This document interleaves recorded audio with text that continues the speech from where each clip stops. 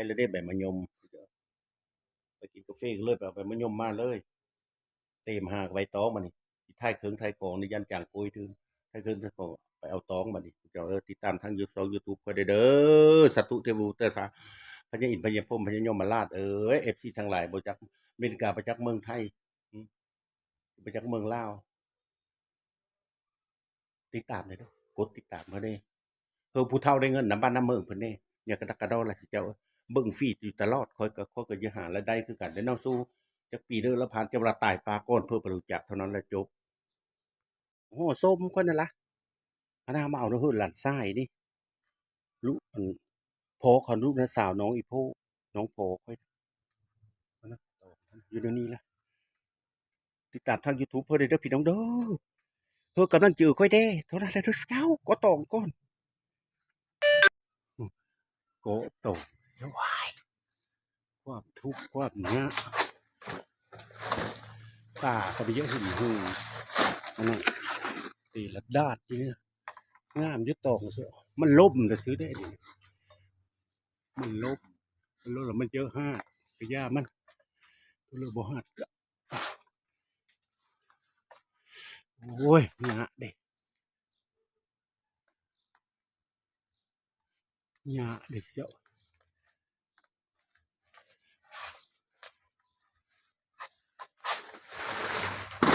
นี่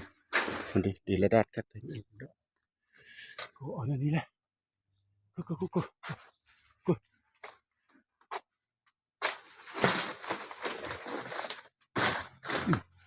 บ่ไหวบ่ไหวบ่ไหวนะว้ายเมื่อยเด้เท่าเลยเนาะนะพ่อก็จะเป็นอันนี้นะสิต่อนะเพิ่นสามการ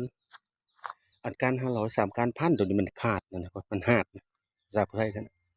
ส่วนลาดทรายนี่นะเด็กตัวนี้นะเพิ่นไล่การ500ตัวนี้มีอยู่ก็เลยเอาอยู่ปิดจุดมันตองได้ตองลมพัดเจ้าห่อยืงเดียวเจ้าส้มมาปูขึ้นนะตองเขาพุ่นละมันซอยจนมันก็เบิ่งกว่านะสินางตะเมาะตอบขาแหกนะมันนี่แหละแหกนะนี่เอาเสื้อกระสอบมาเด็กกระสอบขาดตะโตนั่นน่ะแล้วสิเจ้าโอ้ยหอนเลยมื้อยแหกตอกก็มันว้ายมาซื้อตองอยู่เฮือนหลานชายสิได้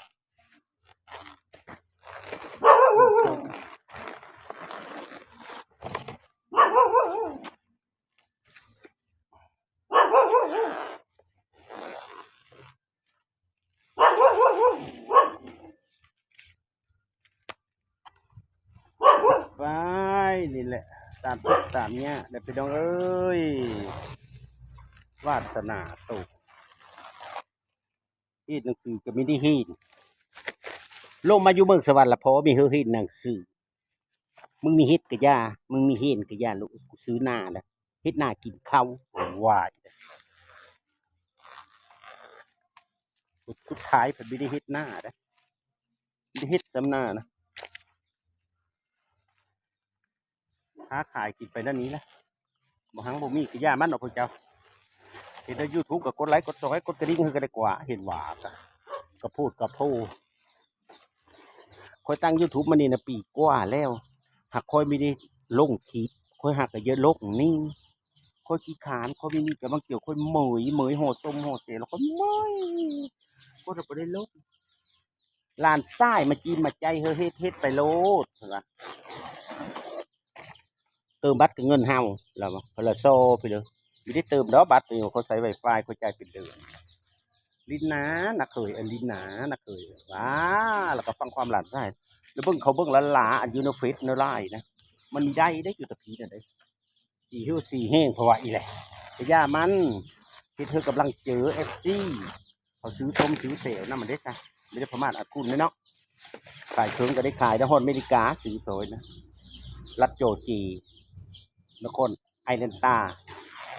โจจีฮันนครไอเลนตาเราเอานะอาจจะว่าครบพิษก็ขอโทษด้วยนะมาแล้วก็ที่ส่งก็ไม่ละท่าไหว้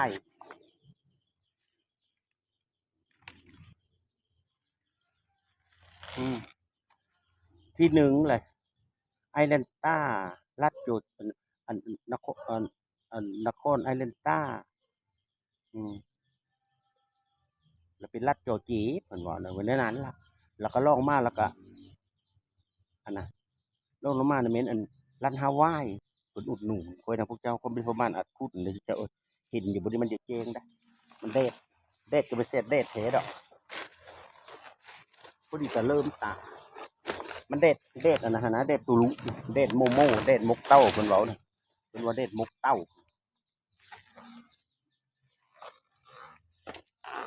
ต้องกล้วยทานี่นี่นะภาษาไทยนี่แม่นตานี่ภาษาไทยนะกล้วยตานี่อันนี้เนี่ยเพิ่นไหลเฮอกัน500แล้วตัวนั้นก็สิโตนะเพิ่นมันขาดอันนั้นมันหั่นน้ำย่อยก็สิไหล3ก้านพันตัวนี้น่ะก้านละ500ตัวนี้ไม่รู้เขาก็เลอะเขาก็แห่แล้วก็กองไว้ตั้งฮะนะ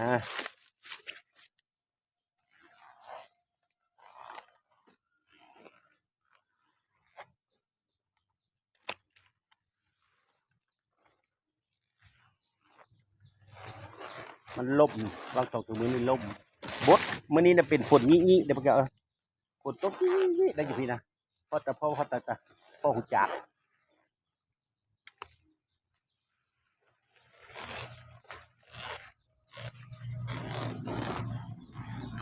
เพิ่นหลานชายพอเขานะลุนะสาวน้องพอคอยน้องอีโพนะเขาเราไปเสียชีวิตอยู่แต่อเมริกาพุ่นเด้อน้าสาวนะน้าสาวท่าน้าสาวท่าแล้วก็เว้าวาดเว้าดีเว้าวงน้าสาวมี่อยู่พุ่นหมดแล้วอยู่นี่นั่นน้าบาวซิงเพ่งอันนี้ครับเพิ่นก็สีแล้วยังตะลุตะหลานเพิ่นลูกหลานเพิ่นก็เป็นตำรวจเป็นเจ้าเป็นนายได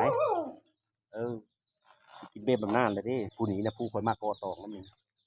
เลยได้ปีหน้าก็สิเป็นอำนาจแหละบายล่ะขายเครื่องก็ไม่ได้ขายกลางคืนพุ่นนะฮะทางลงขู่นี่หารเพิ่นนะขายจ้ำออกจ้ำอีกทางลงขู่นี่ล่ะเม็ดผู้อื่นผู้ไก่ให้พี่น้องคอยพี่น้องเธออีโพหน้าห้มมุนอันเดียวกันนะมุนมั่งสังขยาให้หน้าตาการมุนเดียวกันอันยุดเฮอดเบ้าเอาล่ามาแล้วน่ะมุนโตนะขอเขาจะสบายแล้วก็มีเงินปู่ลบมือจับเอาเฮิรน้าเป้าเอาล่าแล้วยังตะมุนแม่บ่นี่มุนแม่เพนอายุบรรณปอดปุ๊บอันนั้นเจออ้ายได้มือสืบหูมือหนีลงมาอยู่เมืองสวัสดิ์หนีลงมาหมดแล้วปลดปล่อยเลยล่ะปลดปล่อยแล้วอ้ายกลับคืนมือเห็ดหน้าก็มาตะเวียงจันทร์พวกเราก็มาเห็นหน้าก็มาตะเวียงจันทร์ปลดปล่อยแล้วมาเห็นหน้าผู้เพิ่นเฮ็ดอยู่กระทรวงการเงินคอยน้องบอนตะกี้เนี่ยพวกเจ้าเฮ็ดอยู่หั่นละผู้เพิ่นน่ะปลดปล่อยแล้วยันไปสัมมนาเราก็ปบมาปีเลยแล้วก็เฮิ้นเฮ็ดหน้าแล้วก็เราเสียแล้วแต่ดีพี่อายนะยังแต่คนน่ะยังอยู่ได้โกกนะแล้วมันเรายืนเท่าไดมียี่ห้อลอยแล้วบ่ยืนเรา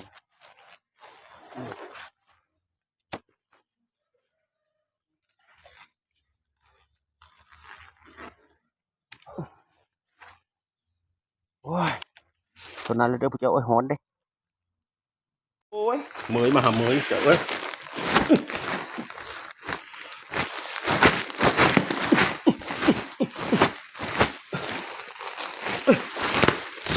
เด็ดไปเกาะอยู่แตะศูนย์เขาพุ่นนะมาฮอดเดี๋ยวนี้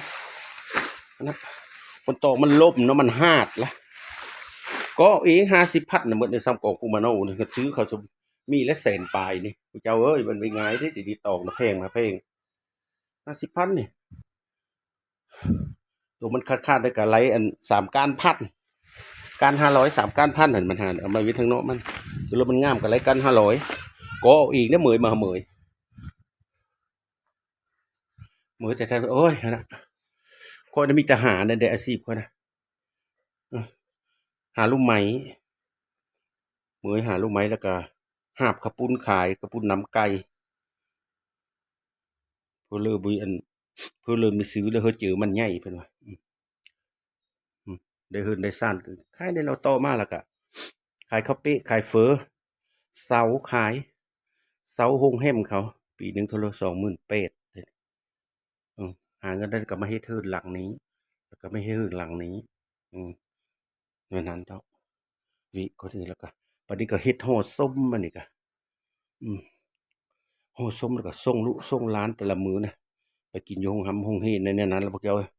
เพื่อลูกเพื่อหลานหามีท่านได้กินแห้งเขาแล้วเนี่ยตายปะก่อนแล้วค่อยนะเท่าแล้วเท่านั้นแล้วเด้อสิเจ้าจบ